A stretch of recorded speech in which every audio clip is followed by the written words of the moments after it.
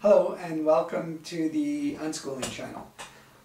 Between June 24th and 27th, 2010, I attended the 7th Annual Alternative Education Resource Organization Conference in Albany, New York. While I was there, I interviewed some of my friends, mentors, and colleagues so that we can get a better understanding of what is meant by unschooling. I asked them 4 questions. The first question I asked was, how would you define or explain unschooling? The second question was about unschooling's strengths. The third about unschooling's limitations. And finally, different people use different terms to refer to unschooling, so I just asked what was their preferred term for referring to a learner-centered democratic approach to educating young people, or anybody really. So hope you enjoy the interviews, and thanks so much. Bye for now. So how would you define or explain unschooling to somebody? I tell people that it's living and learning without a script. Just the way any adult would live their life. What they do on a daily basis or what they do with any kind of long-term plan is completely their own.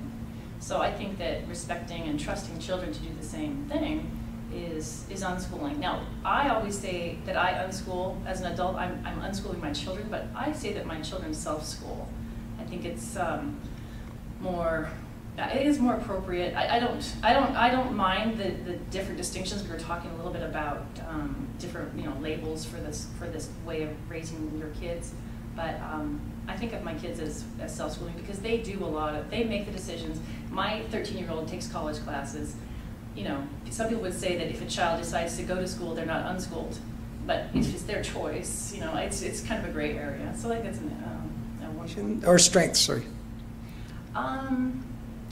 Gosh, the strengths are just tremendous. I think the biggest one is just that it's a completely customized experience. Everybody makes their own life, makes their own learning, and I think of it when, my daughter who's 11 said that she really wished we had a tree in our backyard that she could climb, and I said, well, why don't you climb that fort that we have, that was installed for climbing? And she said, but it's made for climbing. It has handles all over it.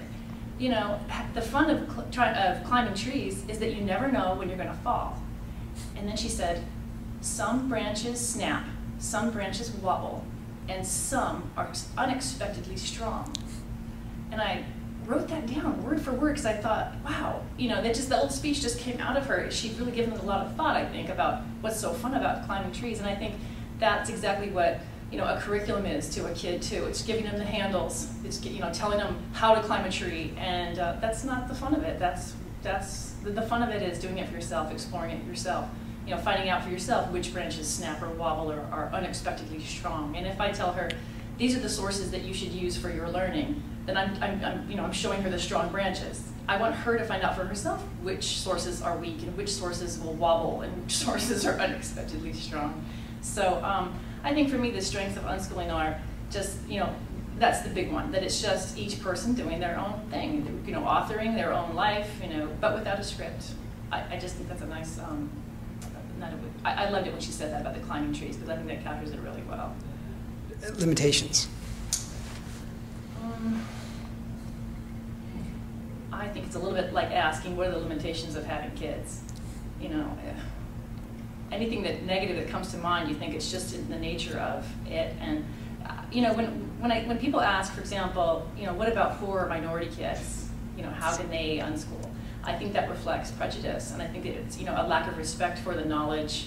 In language minority education, which is something I know a lot about. I worked with that for a long time. We talk about funds of knowledge. This idea that these families, every family, every culture has these funds of knowledge that school either taps or doesn't tap. And so I think the same thing goes with unschooling. You can tap any kind of knowledge, any kind of cultural wisdom or family, practices or knowledge, and so I don't think that unschooling can be ruled out for anybody, and not that it's for everybody automatically. People who don't want to do it, of course, shouldn't be unschooling.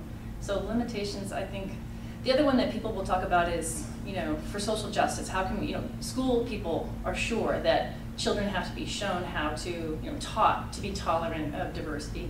I think that schools do a terrible job of that, and I also think that when you trust and respect children, they naturally value other people, and it's easy for them then to just turn to somebody new and think, okay, well, you know, this is how you treat somebody with, you know, honor and respect and dignity.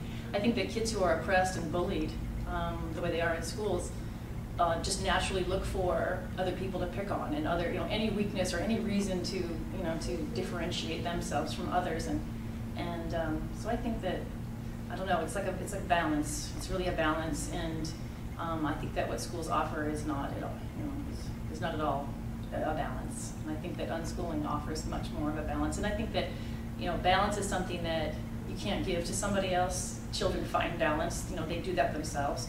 You can support them, and, you know, a brand new baby, you have to take care of them. You have to, you know, help them find their balance. But more and more, that balance shifts from away from the parent, you know, to a child. And I sometimes think about Jerome Bruner, who said, you know, in the 60s, that instruction is all about making a person self-sufficient. And I think that babies are born self-sufficient, cognitively self-sufficient. We help their bodies, you know, we help them, you know, eat and live, you know, physically, but I think they're cognitively self-sufficient. They know what they need to do to learn what they need to learn. And so, I've read on that topic, but I think it's important to trust children to do what they're already capable and competent to do. So there are different terms that refer to a similar type thing, and I'm just wondering if you have a preference for one. So for example, some people call it unschooling, some people call it natural learning. John Gatto calls it open source learning.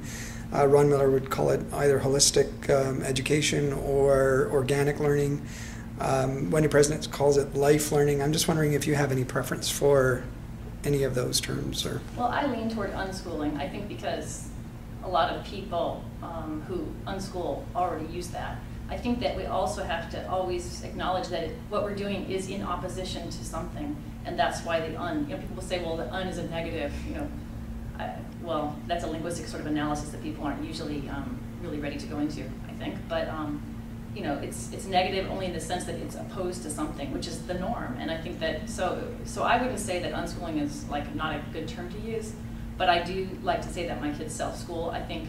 But, you know, if I only say my kids self-school, then anybody can assume that as a parent I am making them self-school, or I am, you know, telling them it's time to self-school now with these materials, right? So somehow for me the combination works. I unschool them, which means I allow them, you know, I have the power and control. It's just the way it is, adults have that.